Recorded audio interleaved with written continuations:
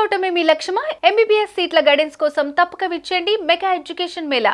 మొన్న ఢిల్లీకి వెళ్ళారా? జగన్మోహన్ రెడ్డి గారి ధర్నాకి వెళ్ళలేదా? ఓకే.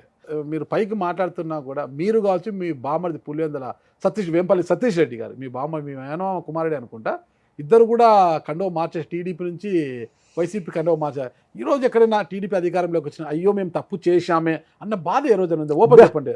లేదు, వాస్తవం చెప్తాను. నేను మీతో కాదు చెప్పింది.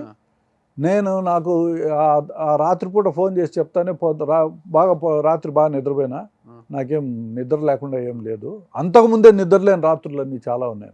నాకు ఒకటి అనిపించింది, ఈయన టికెట్ ఇవ్వలేదు, ఓకే తీసేయండి, పక్కన పెట్టండి, ఇది అయిపోయింది. దాని గురించి మనం మాట్లాడుకోవాల్సిన అవసరం లేదు, దాని గురించి బాధపడాల్సిన అవసరం లేదు. మీరు నా దగ్గరకు వచ్చి ఆ ప్రస్తావన ఎత్తద్దండి అని మా వాళ్ళకి అందరికీ చెప్పాను. మీకు ఇష్టం వచ్చిన వాళ్ళకి పోయి పని చేసుకోండి, మీరు ఇష్టం వచ్చిన పార్టీకి పోయి పని చేసుకోండి, మీ ఇష్టం. అది నాతో ఎవడన్నా వచ్చేవాడు ఉంటే రండి, నేను వైసీపీలోకి పోతాండ, మీ ఇష్టం. మీరు తెలుగుదేశంలో ఉంటే ఉండండి. ఇది నేను ఇచ్చిన మెసేజ్. చాలామంది తెలుగుదేశంకే ఓట్లు వేసినారు, నా ఫాలోవర్స్ అంతా. మరి వాళ్ళు నా ఫాలోవర్స్ అని నేను చెప్పను, చంద్రబాబు ఫాలోవర్స్. ఏ రోజైనా కనీసం బాధ అనిపించలేదా? తప్పు చేసే అధికారంలో ఉంటే అధికారం అనుభవిస్తుంటాం కదా. లే సతీష్ రెడ్డికి ఏ రోజు లేదు కదా. ఆయన 3-4 సంవత్సరాల ముందే వెళ్ళిపోయినాడు కదా, పక్కకి వెళ్ళిపోయినాడు కదా. అదే వెళ్ళిపోయినాడు. ఆయన 4 ఏళ్ల ముందు పోయినాడు. ఆయన జగన్మోహన్ రెడ్డి 4 ఏళ్ల ముందు కాదులేండి, ఆయన వెళ్ళి కూడా అంత 2 సంవత్సరాలు అవుతుంది. ఎందుకు 2 సంవత్సరాలు అవుతుంది? 4 సంవత్సరాల కింద పోలేదులేండి. లేదు, మీరు పొరపాటు పడుతున్నారు. మీరు కనుక్కోండి. 2019 డిసెంబర్లో చంద్రబాబు నాయుడు గారు కడపకు వచ్చారు. డిసెంబర్లో కాన్స్టిట్యున్సీ మీటింగ్లు పెట్టినాడు. ఆయన పార్టీకి దూరం అయ్యారు. అదే నేను చెప్పేది. అదే ఆ మీటింగ్కు ఆయన ముందు రోజు హాజరై, చంద్రబాబు నాయుడు పులివెందుల మీటింగ్ పెడతానే హాజరు కాలే. మరుసటి రోజు ఎందుకు హాజరు కాలేదని కూడా మేమందరం అడిగినాం. ఇంకా నాకు వద్దు, అవసరం లేదు ఆయనతో నాకు పని అని చెప్పి బయటకు వచ్చేసినాడు. వచ్చారు. వైసీపీలో చేరింది మాత్రం వైసీపీలో చేరలే. వైసీపీలో చేరింది 3 months ముందర. సంవత్సరం కాదు, 3 months. జస్ట్ ఎలక్షన్కు 2 months 3 months ముందు 2 months. అదే అందుకు అరే తప్పు చేశామేమో, టీడీపీ ఈరోజు ఉంటే అధికారం అనుభవించచ్చు కదా అని ఏమన్నా. నాకైతే ఒకటి అనిపించింది, భగవంతుడి నిర్ణయం ప్రకారం ఈ 5 ఏళ్ళు నా కుటుంబానికి నేను సేవ చేసుకుంటే భాగ్యం నాకు వచ్చిందిరా అని అనిపించింది. ఇంతకాలం సేవ చేయలేదు కదా. నేను నెలకు 2 సార్లు 3 సార్లు హైదరాబాద్కి వచ్చిపోయేవాడిని. 25 రోజులు కాన్స్టిట్యున్సీలో ఉండేవాడిని. ఒక 4-5 రోజులు వస్తే హైదరాబాద్కి వచ్చిపోయేవాడిని. వాళ్ళు ఎట్లా చదువుతుంటారో తెలియదు, వాళ్ళు ఏం చేస్తుంటారో తెలియదు, అంతా నా భార్య చూసుకుంటారు. ఇప్పుడు కనీసం నాకు టైం వచ్చింది వాళ్ళతో స్పెండ్ చేసేదానికి. 2 పిల్లలు, వాళ్ళతో టైం వచ్చింది. 10th class చదువుతుంటారు. అందుకే నాకు ఇది కీలకమైన 5 years. సరే, ఈ 5 ఏళ్ళు వాళ్ళను కరెక్ట్గా నేను ఆ లైన్లో పెట్టేదానికి వీలవుతుంది కదా అనే ఒక నాకు దేవుడు నిజంగానే అవకాశం ఇచ్చినాడేమో అని అనిపించింది.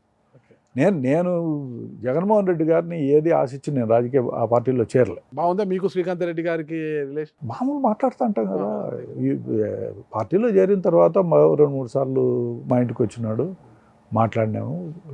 అన్న నాకు సాయం చేయండి, చేస్తాం. పోయా నాకు చంద్రబాబు నాయుడుతోనే వ్యతిరేకం తప్పనిచ్చి నాకు మిగతా ఈ అంశాలు ఏమి, నాకేం రాంప్రసాద్ రెడ్డి వ్యతిరేకం కాదు.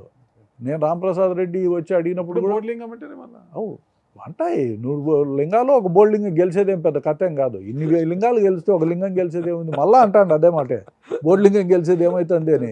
అది పెద్ద ఇష్యూ కాదు కదా. రాంప్రసాద్ రెడ్డి నా దగ్గరకు వచ్చినప్పుడు చెప్పినా, నీతో నాకేం పెద్ద ఇది లేదు పోయా, చంద్రబాబు నాయుడు చేసిన తప్పది.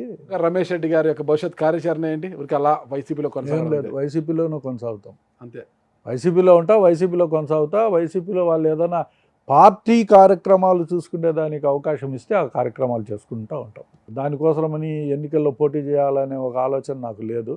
నేను మా వాళ్ళకు కూడా అందరికీ, శ్రీకాంత్ రెడ్డి గారు ఏం అనుకోలేదు, ఓపెన్ చెప్పండి, మనసులో మాట. శ్రీకాంత్ రెడ్డికే చెప్పినా నేను పోటీ చేయను పో అని. కావాలంటే ఫోన్ చేశాడు. ఓకే.